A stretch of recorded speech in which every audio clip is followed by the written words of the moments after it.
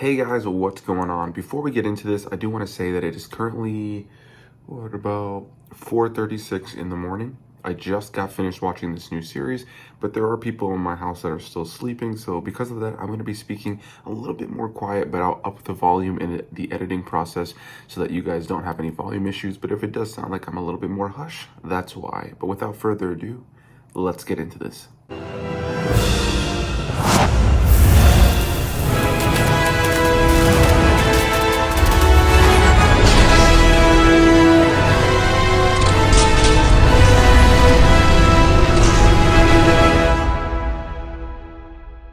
What's going on, everybody? Welcome back to another video. In today's video, we're going to be talking about the brand new animated Star Wars anthology series that just hit Disney Plus with all 6 episodes, and that is Tales of the Jedi.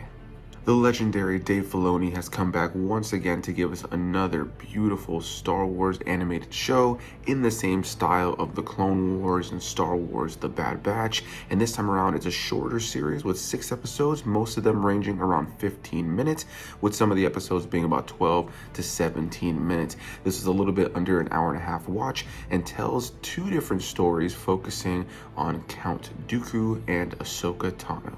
So if you guys have been following the channel for a long time, you know that Star Wars is my favorite thing of all time. I'm wearing a Star Wars hat right now. I got a Star Wars sleeve in the process. I'm wearing Star Wars shirts almost all the time here on the channel.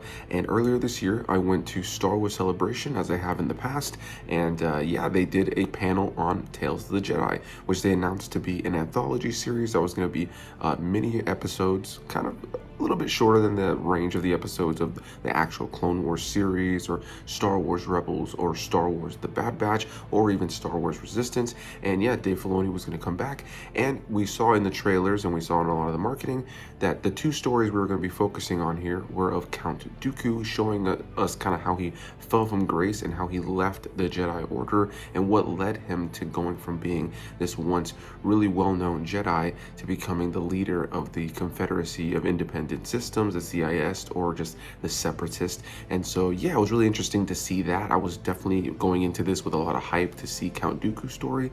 And then the other story is Ahsoka Tano's story. We open the show actually with Ahsoka's story as we see a Togrutan village as they are celebrating a new person or a new individual being born into their village, and that is Ahsoka Tano, who they later realize is a Jedi. And over the course of the 6 episodes, we have 3 episodes for Count Dooku and 3 episodes for Ahsoka Tano, showing us their 2 various stories.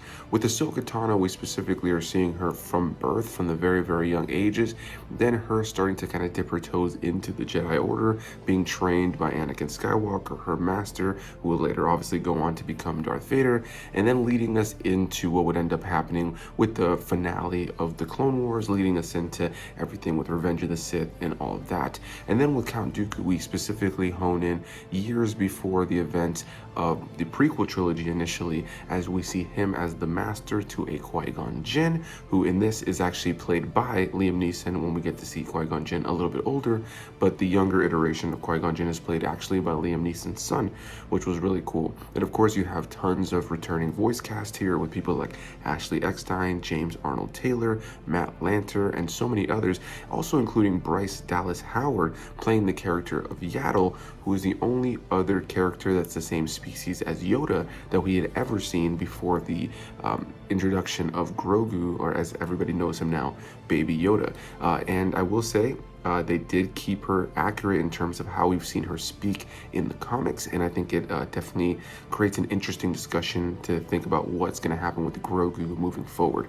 Because this series is so short and there's only 6 episodes with most of them ranging around 15 minutes, I don't want to say much more, but that's the base premise. This in a lot of ways can be looked at as supplementary material, right? This is something that's just filling in some gaps and filling in some holes. So with that said, I think it's really important to say that I think some Star Wars fans are going to question, hey, I like Star Wars, I haven't really watched any of the other animated stuff, should I dive into this? You know, seems like something that could be worth my time. I will say that I think that a casual Star Wars fan can throw this on and enjoy it, but specifically with characters like Ahsoka, who's so deeply rooted in the Clone Wars and Star Wars Rebels and has had so much story expansion and character growth in those other series, this show really does rely on the fact that you know, you've seen those other things, even with small brief cameos from other characters that we would end up seeing in the Bad Batch or in things like Star Wars Rebels. This series really hopes that you have seen or are familiar with the events of the prequel films as well as the Clone Wars and Rebels. More so the Clone Wars and the prequel movies in general, because there is some time hopping over the course of these episodes. Like I mentioned, you know, we see Ahsoka as a baby, and her story in this series ends up wrapping up literally after the events of what we ended up seeing in the Clone Wars series. So, you know, definitely spanning a lot of time, just kind of giving us a little bit of a gap filling when it comes to her story. Out of the two, I would say I was definitely more intrigued by the Count Dooku story, and a lot of that is because we didn't really have a lot of that on screen, and we get to see certain things that we were told about Count Dooku, whether we heard about Count Dooku or events that we heard about in the movies or in the Clone Wars, get to actually get it played out here on screen, which I thought was really cool. When it comes to the Ahsoka side of things, there are some things that definitely were nice to see filled in the gaps, but for the most part, we know Ahsoka's story, and I don't feel like this necessarily added too many more layers to her story, if I'm genuinely honest, though I did really enjoy all the time we spent with Ahsoka, since she is easily probably one of the best developed characters in all of Star Wars. But yeah, without a doubt, the Count Dooku stuff is where I found myself the most intrigued, because again, we're getting to see him, you know, have that master and Padawan experience with Qui-Gon Jinn, which is something we, you know, hear about in the movies. We've seen it in books and comics. We have dabbled in it, but it hasn't really been something that has been seen on screen. So to see that Count Dooku, Qui-Gon Jinn, you know, kind of chemistry, I thought was really interesting, and also just seeing how he had this fall from grace. And I think Count Dooku, who is greatly played by Christopher Lee in the films, you know, he's ultimately a character that doesn't have a lot of screen time in the prequel movies, and a lot of his character has been developed in things like the Clone Wars or the books or the comics. So watching this, I think that he's a character that could feel one note to an extent at times, and this series I feel really elevated his character, really allowing us as an audience to feel for him and understand where he's coming from when it comes to his fall from grace. It's not simply, hey, I want to be a bad guy now, fuck the Jedi.